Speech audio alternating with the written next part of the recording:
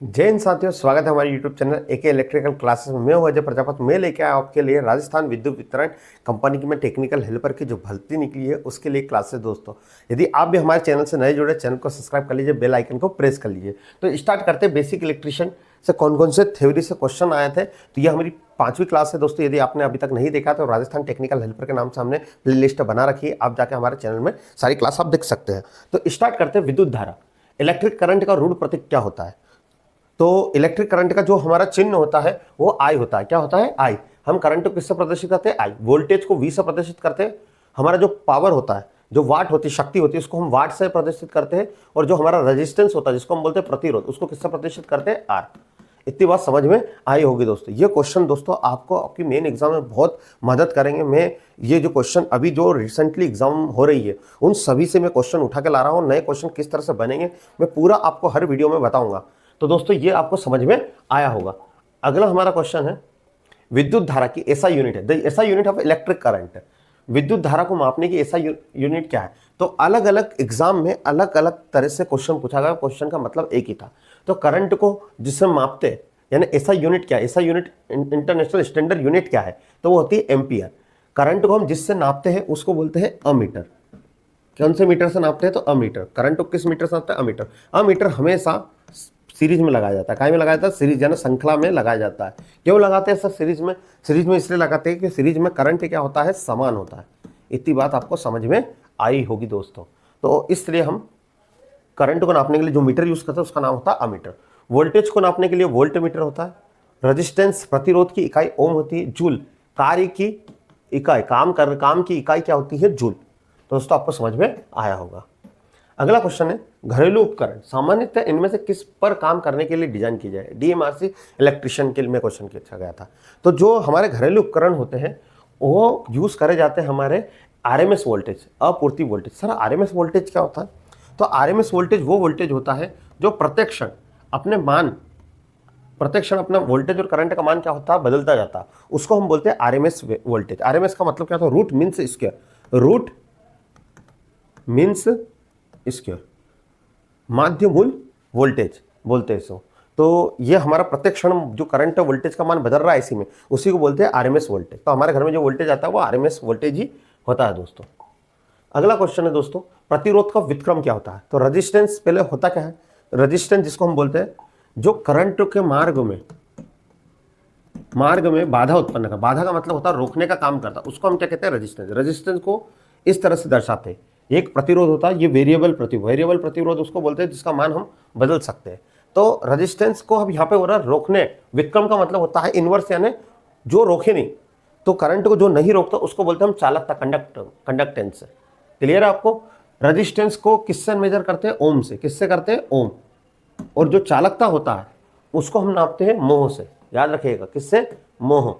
और इसको इस तरह से इसका सिंबल होता है। क्लियर है? कोई कंफ्यूजन होना नहीं चाहिए दोस्तों। आपको वीडियो पसंद आए तो वीडियो को लाइक कर दीजिए, चैनल को सब्सक्राइब कर लीजिए। ये हमारे लिए एक मोटिवेशन का तरीका होता है दोस्तों। तो आपको एग्जाम में बहुत मदद करेंगे ये क्वेश्चन। तो अगला क्वेश्चन है, चालकता को निम्नलिखित में अभिव्यक्त किया जाता है। तो कंडक्टिविटी, चालकता क्या होती है? जो करंट को आसानी से जाने दे, पास हो जाए, उसको बोलते हैं कंडक्टिविटी। कंडक्टिविटी को हम काय में नापते हैं? तो मोह में नापते हैं। काय में नापते हैं? मोह। इसका सिंबल कैसा होता है? तो इसका सिंबल इस तरह से होता है दोस्तों। क्लियर है? समझ में आया होगा। शॉर्ट सर्किट होने की स्थिति में परिपथ में करंट प्रवाहित होता है। इन केस यदि कोई शॉर्ट सर्किट हो गया तो इस केस में क्या होगा? करंट क्या होगा? तो पहले मैं बता दूं शॉर्ट सर्किट का आपको डायग्राम। शॉर्ट सर्किट होता क्या है?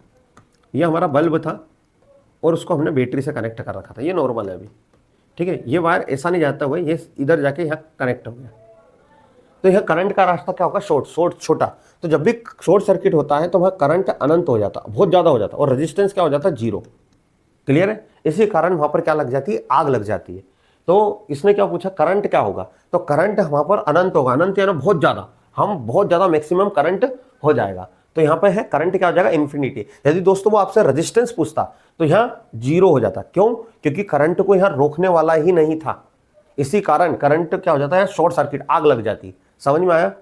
तो समझ में आया होगा दोस्तों आपको। अगला क्वेश्चन है हमारा दोस्तों, एक में धारा प्रवाहित नहीं होती, यानी ऐसा कौन सा सर्किट है जिसमें करंट फ्लो नहीं होता है? तो हमारे यहाँ अलग अलग तरह के सर्किट होते हैं।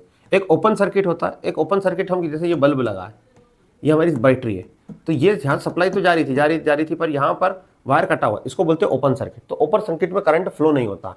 तो सर किस में होता है? तो हमारा करंट फ्लो होता है क्लोज सर्किट में। कौन से सर्किट में? क्लोज यानी बंद परिपथ में। क्लियर होना चाहिए आपको। हमारे घर में जो सर्किट, बंद सर्किट में ही करंट फ्लो होता है। अगला क्वेश्चन की बात करते हैं दोस्तों। अगला क्वेश्चन है, एक खुली परिपथ में in an open circuit, ISRO में क्वेश्चन आया था, होता क्या है? तो ओपन सर्किट ये हमने बनाया, ये हमारा एक बल्ब है जिसमें बैटरी से हमने सप्लाई दे दी, है ना। अब यहाँ पर करंट, यहाँ से करंट जा रहा था, पर करंट आगे जा रहा, क्या बल्ब ग्लो होगा? क्या वायर तो यहाँ टूट चुका है सर, नहीं जाएगा। तो करंट यहाँ नहीं जा रहा, आपने चेक करा तो करंट का मान क्या हो गया? 0। अब करंट को रोकने वालों को हम क्या कहते हैं? रेजिस्टेंस। करंट के मार्ग में जो रुकावट पैदा करता है उसको हम क्या कहते हैं? रेजिस्टेंस। तो करंट 0, तो रेजिस्टेंस बहुत ज्यादा हो जाएगा, अनंत। तो करंट यहाँ 0 हो जाता है ओपन सर्किट में, इसी कारण करंट फ्लो नहीं होता, कोई इक्विपमेंट नहीं जलता है, और रेजिस्टेंस क्या हो जाता है? 0, अनंत, सॉरी। तो यहाँ पर रेजिस्टेंस क्या हो जाएगा हमारा? इन्फिनिटी, अनंत, और करंट हो जाएगा ओपन सर्किट में 0। तो हमारा प्रतिरोध और धारा दोनों शून्य होंगे? नहीं। प्रतिरोध और धारा दोनों अनंत होंगे? नहीं। प्रतिरोध शून्य होगा? क्या? नहीं। प्रतिरोध अनंत और धारा शून्य, तो हमारा डी ऑप्शन होगा दोस्तों। समझ में आया होगा आपको। अगला क्वेश्चन है, एक शॉर्ट सर्किट लघु परिपथ ऐसा परिपथ होता है, ये लोको पायलट की एग्जाम में क्वेश्चन आया था। तो शॉर्ट सर्किट कब होता है? तो शॉर्ट सर्किट जब होता है दोस्तों, जब धारा का प्रवाह क्या हो जाए? जब धारा का प्रवाह क्या होता है? करंट बहुत क्या हो जाए? अनंत हो जाता है, और रेजिस्टेंस क्या हो जाता है? 0। यानी ये हमारा बल्ब था, इस बल्ब में यह सप्लाई दी थी, ठीक है, यह बैटरी से। तो ये बैटरी से करंट यहाँ से वायर डायरेक्ट यहाँ नहीं जाता, वो क्या होगा? टच, ये यहाँ टच हो गया। तो यहाँ शॉर्ट सर्किट में करंट बहुत ज़्यादा हो जाता है, और रेजिस्टेंस क्या हो जाता है? 0। तो इसमें धारा का प्रवाह बहुत कम प्रतीत होता है। हाँ, रेजिस्टेंस बहुत कम हो जाता है, और इसी कारण करंट क्या होने लग जाता है? ज़्यादा फ्लो हो जाने लगता है। समझ में आया होगा दोस्तों आपको। अगला क्वेश्चन है, एक अंतरराष्ट्रीय ओम जो प्रतिरोध की इकाई है उसे हम परिभाषित करते हैं। एक इंटरनेशनल ओम जो रेजिस्टेंस की यूनिट है उसको हम कैसे बताते हैं? तो जो ओम होता है वो किसका सिंबल होता है? हमारा रेजिस्टेंस को हिंदी में बोलते हैं प्रतिरोध। सर प्रतिरोध होता क्या?